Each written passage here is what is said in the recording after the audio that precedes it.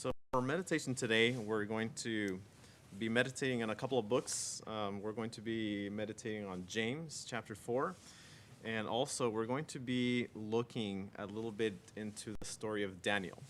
Now, I love a very good question.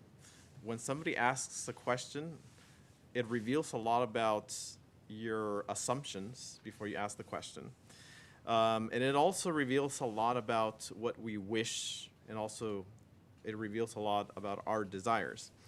And to me, even in the Christian life, there's nothing that brings to us more joy than the answer to the questions that we have to God.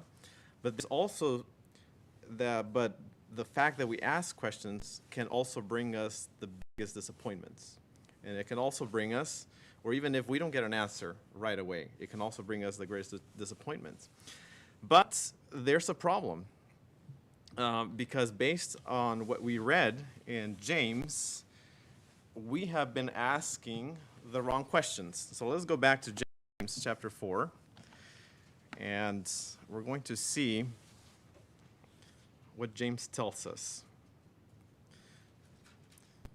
So it says here in James chapter 4 and verse 3, it says, "Ye ask and receive not." And the reason why we don't get a response, or the reason why we don't get what we're asking for, is for a couple of things. The first one is, it says, "Because you ask amiss, that ye may consume it upon your lusts." So God is telling us that the reason why many times we don't get the answer to our prayers, or what we're asking for, is because we're asking for selfish reasons, right? And sometimes it's not that apparent. But then we see here that James reveals us something a little bit more. And we go to the next verse. And in verse 4, it says, ye adulterers and adulteress. When we go to the original, we find out that it basically means you unfaithful people, people that cheat, right? So what is one of the reasons why we don't receive the answer to the prayers that we have, or the responses that we have? One of the reasons is because we don't have faith, and also because we're unfaithful. And if we go a little bit before in James 3, we will find that that was definitely the case.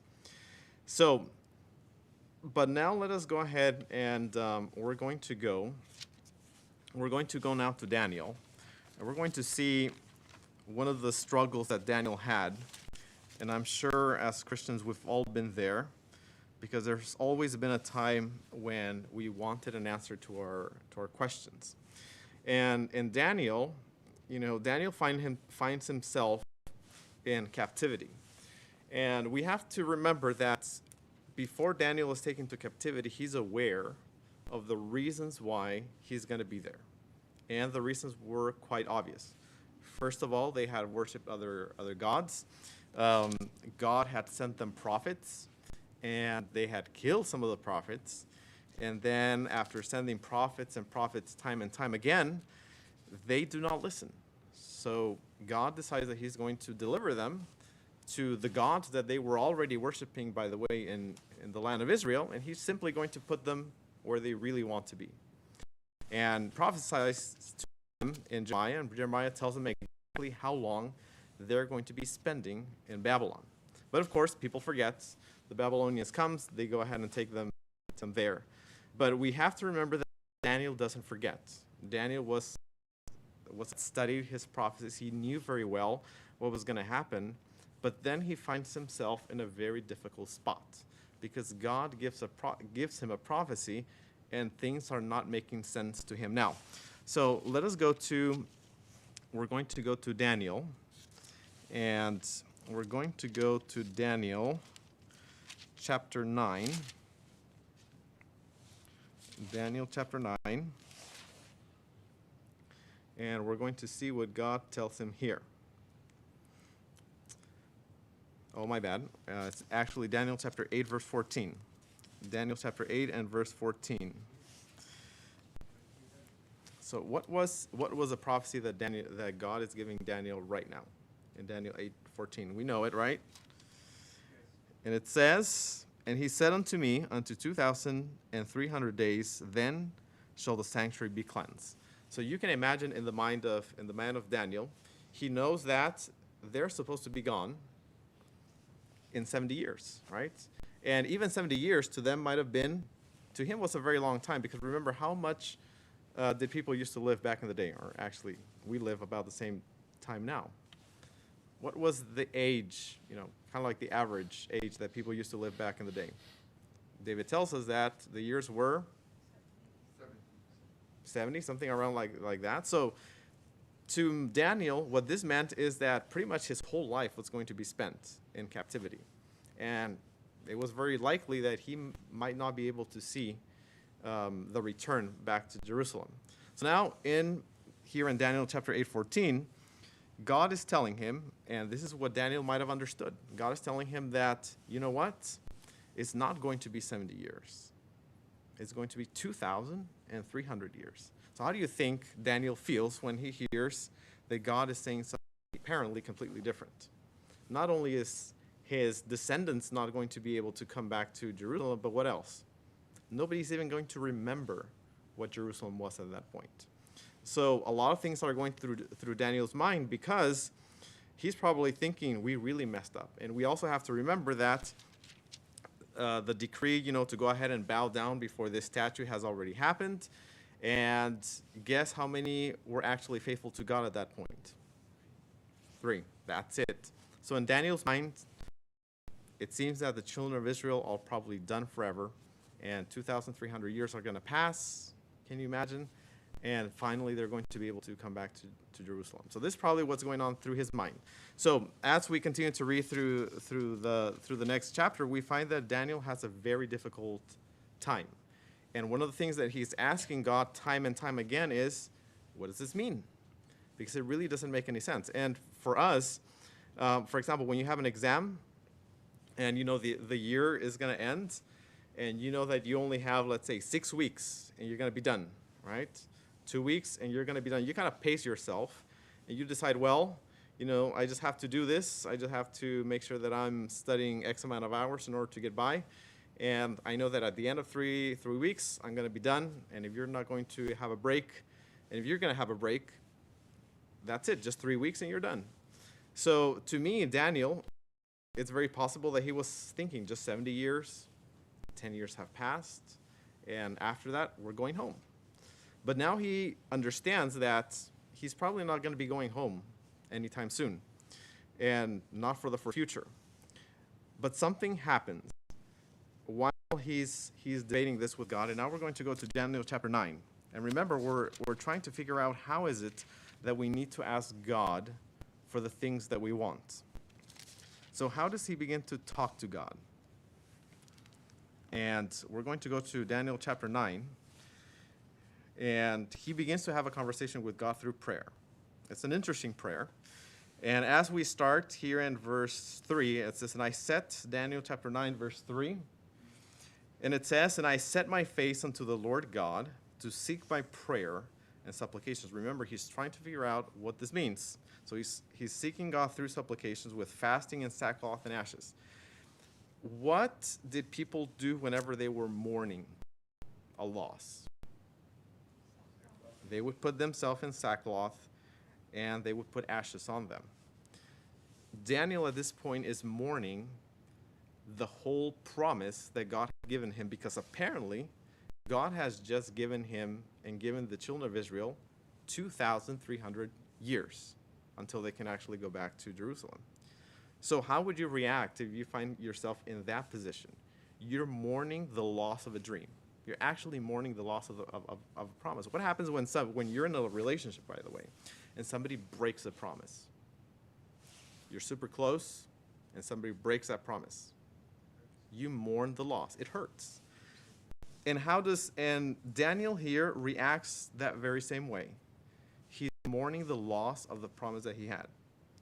And in verse 4 it says, and I prayed unto the Lord my God, and made confession and said, O Lord, the great and dreadful God, keeping the covenant and mercy to them that love him, and to them that keep his commandments.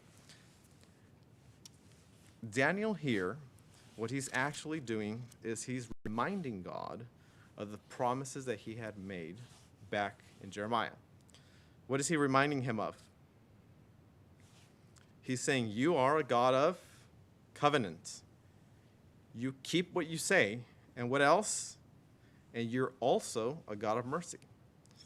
Daniel is reading back to God his very same words and letting him know that he is counting on the fact that he is God and he does not change. And in verse 5 it says, we have sinned and have committed iniquity and have done wickedly and have rebelled even by departing by thy precepts and from thy judgments. Had Daniel been a part of all of this? No. As a matter of fact, what was he doing? He was one of the faithful ones, along with his friends. But somehow, Daniel is taking upon himself and praying the prayer that the people, the children of Israel, should have prayed for the last 70 years. He's actually praying that prayer. He's asking forgiveness on their behalf. And somebody else actually did this very same thing. Who remembers that? Moses. He does the very same thing. He puts himself in the place of the sinners. Yeah. And then going to verse 6, it says, neither have we hearkened unto thy servants, the prophets, which spake in thy name, to our kings, our princes, and our fathers, and to all the people of the land. But look what he says now in verse 7. O Lord, righteousness belongeth unto thee, but unto us confession of faces. Confusion, yes. But unto us confusion of faces, as at this day to the men of Judah and to the inhabitants of Jerusalem and unto all Israel that are near and to that are far off. Daniel is praying to God all of the promises that he has spoken to them. But how does God respond to this prayer? Again, he's mourning the loss, and he's really upset with God, and he's pretty much letting you know, this is what you said. This is what you said was going to happen. How does God reply to him? And we're going to go to Daniel chapter 12, verse 13. Daniel chapter 12 and verse 13. And this is, this is how God replies to his prayer. In verse 12, actually, let's start with verse 12.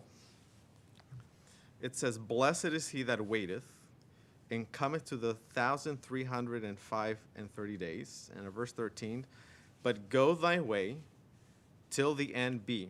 What does God actually tell him now? It says, for thou shalt rest. He's pretty much telling him, look, you're going to die here in Jerusalem. But then what did he say next? And stand in thy lot at the end of the days. Yeah. God was promising to him that he was going to be resurrected. And yes, I mean, Daniel most definitely did not understand every single thing that God had prophesied and that he had told him. But what was Daniel very sure of at the end of this conversation that he had with God? What could he be absolutely sure about? That he was going to be resurrected. That was the only promise that he had. And as we ask a lot of the questions that we have and asking God as to, what's the point of all of this? For example, Daniel definitely was looking for what was the whole purpose of this. He was throwing at God's face, you really said this, and I'm keeping you to your word. But at the end of the day, God tells him you're going to rest, and the promise is still the same. And actually, when going back to Jeremiah, what did Daniel actually read when going back to Jeremiah? We're going to go to Jeremiah chapter 29 and verse 10. Jeremiah chapter 29 and verse 10. God tells him the promise once again. For thus saith the Lord, that after 70 years be accomplished at Babylon, I will visit you and perform my good toward you in causing you to return to this place. There was only one thing that Daniel was absolutely sure, is that they were coming back at the end of 70 years. Unfortunately, he was not going to live to see that, but he had the promise that he was going to be resurrected. So how do we ask of God? How should we ask of God? And one of the answers that we find is that God tells us that we need to ask in what? We have to ask in faith, right? So what does asking in faith actually mean? So we're going to go to Hebrews 11:19, and we have a beautiful picture of what it means to asking God in faith. Because when we're told that we should be asking in faith, in essence, we're being told that we need to ask in faithfulness, that we need to ask believing that God is going to keep his promise and knowing that God is going to keep his promise. So what do we read in Hebrews 11:9? How did Abraham live his life? It says, by faith, he sojourned. In other words, he lived as an outsider in the land of promise, as in a strange country, dwelling in tabernacles with Isaac and Jacob, and heirs with him of the same promise. God gave Abraham a promise. He didn't actually live to see it, but how was he living his life based on the promise that God gave him? He was living and acting out the promise. He was actually in the land that God had actually promised him. Somehow, it really didn't make sense because he technically didn't own the land, but he was living in it because God had told him that that was going to be the land that he was going to receive. So asking in faith simply means that when God makes a promise, you take God at his word, and God, you can be sure that he's going to keep that promise. Now, we're going to meditate on a few more verses here, and we're going to see exactly how is it that Satan asks questions, and we're going to look at how God asks some of the questions. And also, when we ask questions to God, it's also going to reveal a lot about what we have inside. And when you do this test, it's actually going to be very revealing. So let us go ahead and see, in contrast, how Satan asks questions. The way that Satan asks questions are quite interesting to me. Let's go to Genesis chapter 3, verse 1. In Genesis chapter 3, verse 1, and we're going to look at some of the nuances that Satan uses whenever he's asking questions. They're good questions, by the way. I mean, you look at some of the questions that Satan's asked, they're good. But there's an element here that are very prominent when he asks this question. So what was the question that Satan asks Eve?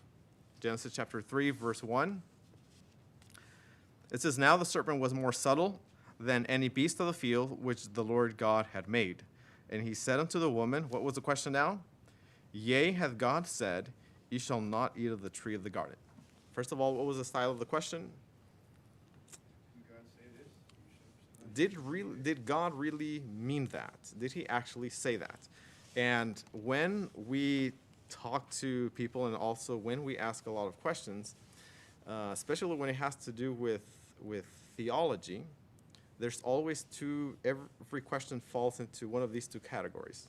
The way that Satan asks the question is, but did God really mean that? I mean, let's go ahead and dig a little deeper and see if God really asked that question. That's how Satan asks questions.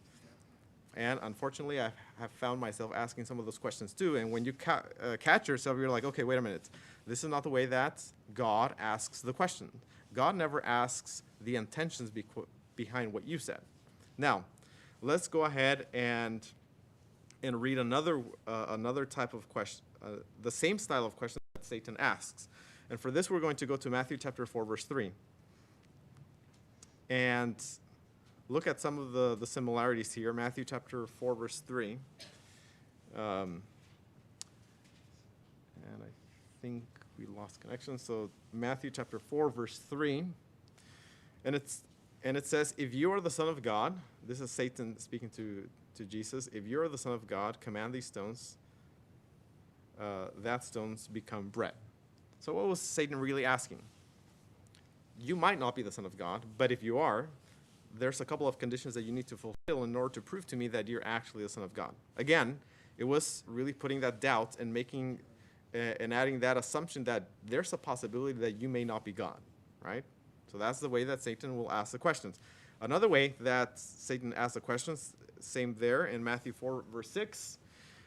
And it says, if you are the Son of God, now same little word, if, conditional, you might not be, you may be the Son of God, throw yourself down. And now let's go to Job chapter 1, verse 9. Another one of Satan's famous questions. And what was that question? Does Job fear God for no reason? Saying it had a little doubt in there. It was a great question. When we look at this question, you're like, yeah, that sounds like a question like Satan wanted to try and see if he really, feared God for any reason. But remember, when this style of question appears, this is Satan really putting some doubt.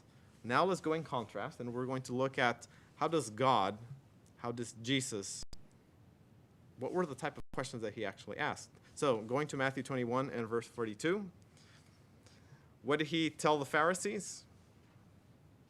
You never see Jesus, by the way, asking the question. The prophets really didn't mean that. What was Jesus always doing? Matthew 21, verse 42, it says, Jesus said unto them, did ye never read in the scriptures? Have you never read in the Bible? What was he doing? Sending them back to what was actually written in the text. No tricky question. It was simple. What does it say? That's it. We go to Mark chapter 10, verse 3. Mark chapter 10 and verse 3. And what did he tell them there? And he answered and said unto them, what did Moses command you? No tricky questions.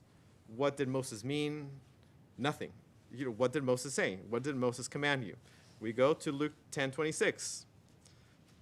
Once again, similar style. What is written in the law? No, it wasn't how do you feel about the law. It was what is written in the law. How do you read it? And then finally, when we go to John chapter 5, verse 47, if you do not believe in Moses' writings, how will you believe in me? And that was John 5:47. So we begin to see the difference between the way that God asks questions, where does God refers us back to what is written, and then we also see how Satan is going to ask the questions. So when we go in prayer and we're asking God and we don't want to ask amiss, or we don't want to ask the wrong way, what should we learn from the way that Daniel is actually praying? When God says pray and ask in faith, we need to be making sure that we're being faithful. Like James told us, we shouldn't be adulterers or cheating God, right? And what is the other thing that we should be doing as we pray? We refer to what he said and to what is written, and we take God to his word. And we remind him, this is what you promised. And you can be sure that God will answer that prayer, right?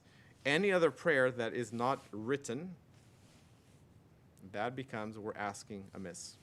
So whenever we have questions that seemingly God is not answering, we need to remember to always go back to the basics, go back to what is written.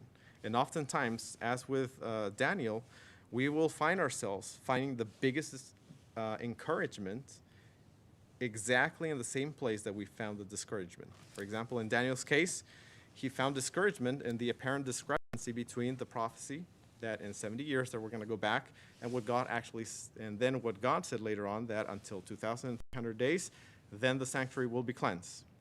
That was an apparent discrepancy, right? Where did Daniel have to find again his encouragement? Going back again to Jeremiah 29 and reading what he said, that he would indeed bring them back, and God indeed brought them back to Jerusalem just as he promised. So may the Lord help us and remember that we need to ask in faith, but we also have to act in faith. Amen?